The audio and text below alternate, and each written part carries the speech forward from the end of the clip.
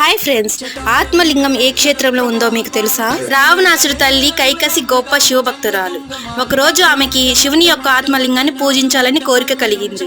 ఆ విషయం రావణాసుడికి చెప్పడంతో శివుడి కొరకు ఘోర తపస్సు చేసి శివుడిని ప్రసన్నం చేసుకుని ఆత్మలింగాన్ని సంపాదిస్తాడు. ఆత్మలింగాన్ని ఇచ్చేటప్పుడు శివుడు రావణాసుడికి జాగ్రత్త, లంకకు చేరే వరకు ఆత్మలింగాన్ని పొరపాటున కూడా నేలని తాకనివ్వద్దు.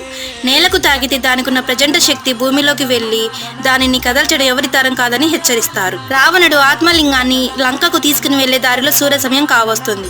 సంధ్యావందనం కోసం రావణుడు ఆత్మలింగాన్ని అక్కడే ఉన్న ఒక బాలుడికి ఇచ్చే సముద్రంలోకి వెళ్తాడు. రావణుడు తిరిగి వచ్చేలోపు ఆ బాలుడు ఆత్మలింగాన్ని క్రింద పెడతాడు. ఆ బాలుడు ఎవరో కాదు, వినాయకుడు. నారదుడి సలహాతో అలా బాలుడి రూపంలో వస్తాడు. రావణుడు ఆత్మలింగాన్ని కదల్చడానికి ప్రయత్నించి విఫలమవుతాడు.